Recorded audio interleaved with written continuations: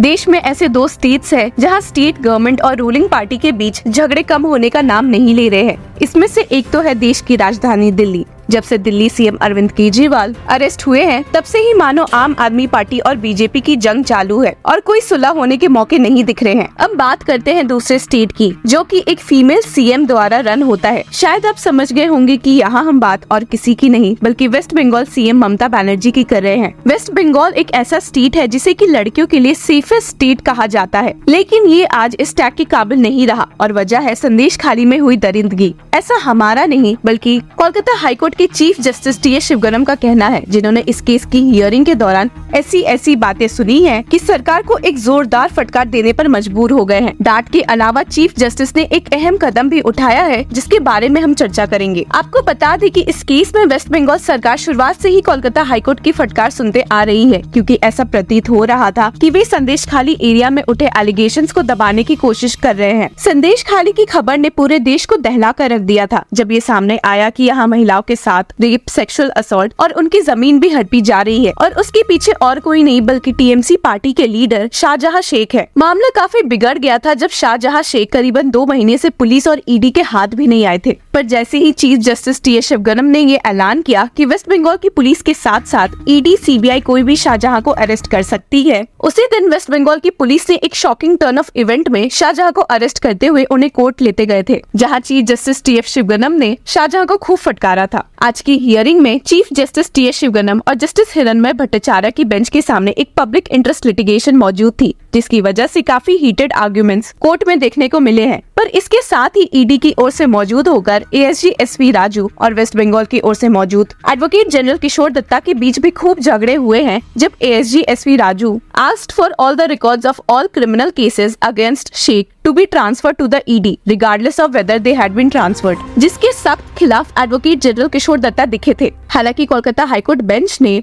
दत्ता को ऑर्डर देते हुए कहा to place on record the cases against Shahjahan before the court, जिसके बाद बेंच ये फैसला लेगी कि क्या इस मामले की जांच ईडी को देनी चाहिए या नहीं, क्योंकि वैसे ही कोलकाता हाईकोर्ट का भरोसा कोलकाता पुलिस में खुद से ही कम हो चुका है। अब चलिए उस पब्लिक इंटरेस्ट लिटिगेशन की बात करते हैं, जो कि एडवोकेट प्रियंका तिब्रेवाल द्वारा बेंच के सामने पेश किया गया है, जिसमें बेंच ने सरकार को खूब डांटा है। इस पीआईएल में she sought for the proof to be transferred to a court monitored commission which would receive complaints from the locals and compile a report for the court। हालांकि यहाँ भी एजी किशोर दत्ता ने इस मांग पर सवाल उठा दिया, ये कहते हुए कि प्रियंका बीजेपी से जुड़ी हुई है। जी हाँ, आपने सही सुना। He stated, the question is that is the person a genuine public interest litigant or is he masquerading for others? Is he a bystander or a politically motivated person? Please take judicial notice of the gross personal interest that has been displayed। हालांकि advocate Priyanka ने कहा कि वे खुद संदेश खाली जा चुकी है और वहाँ की भयानक हालत देखकर ही उन्होंने अपनी मांग रखी है। सिर्फ यही नहीं, उन्होंने यहाँ तक कह दिया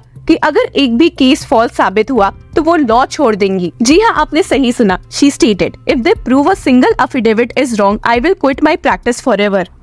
इस पॉइंट पर chief justice T S Sivagnanam ने कहा कि अगर एक केस भी सच साबित हुआ तो ये पूरे स्टेट के लिए ही एक शर्मिंदगी की बात होगी, और स्टेट गवर्नमेंट को फटकारते हुए कहा the entire district administration and ruling dispensation must owe a moral responsibility even if the affidavit 1% is true, it is absolutely shameful and West Bengal says it is safest for women if one affidavit is prove to be right, all of this falls. हालांकि AG Dutta इधर रुके नहीं और वापस से इन सारे cases पर ही सवाल उठाते हुए कह दिया कि जैसे ही कोई भी न्यूज आती है किसी बात से जुड़े तो लोग सीधे केस फाइल कर देते हैं बिना ये देखे कि वो इन्फॉर्मेशन सही है या गलत। And stated there is no continuing cause of action in a PIL.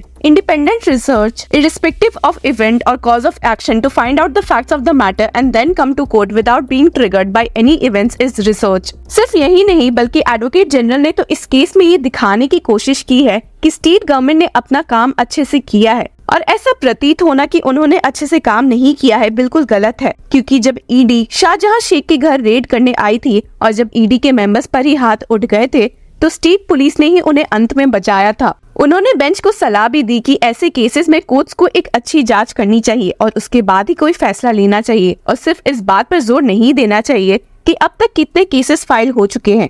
He stated, accused switching political parties are being given a clean sheet. Central agencies have lost their trust. Long back, CBI was said to be a caged parrot. Justice N.V. Ramana, after his retirement, said the same.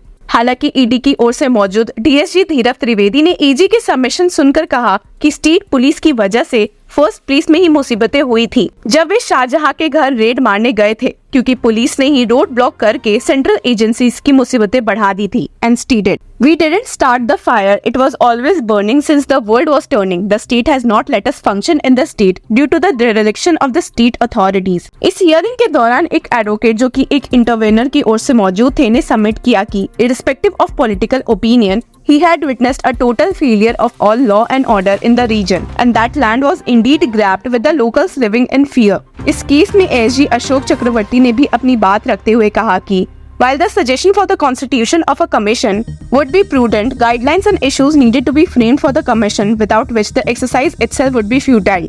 और वहीं advocate Alok Shrivastava, another public interest litigation इस case में, ने अपनी बात रखते हुए submit किया कि he was seeking a CBI probe into the issue and the deployment of CRPF personnel to instill confidence in the people.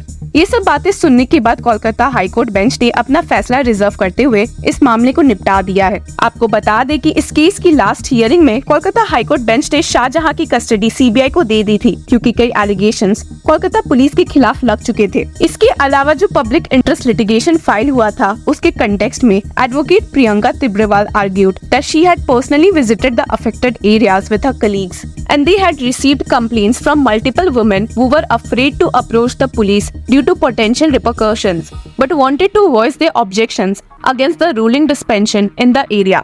सिर्फ यही नहीं, उन्होंने सबमिट भी किया कि the issues ran deep into the administration in the area and that all government officials, including police officers and land officials, were involved in the failure of the rule of law that had prevailed in the region. अब देखते हैं कि इस मामले में Kolkata high court अपना फैसला कब डिस्क्लोज करती है। जब शाहजहां अरेस्ट भी हुए थे तो chief justice T S Sivagnanam ने उनके काउंसिल को समझाते हुए कहा भी था, mister counsel, this man Shahjahan has some 43 cases against him.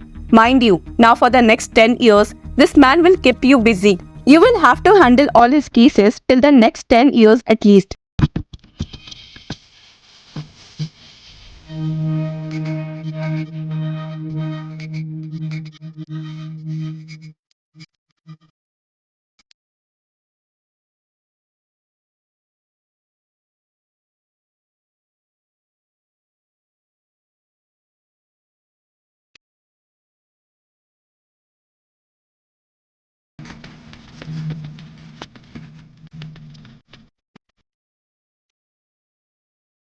तो देखते हैं कि अब आगे क्या नई खबर मिल सकती है इस केस में। Till then keep following law चक्रा।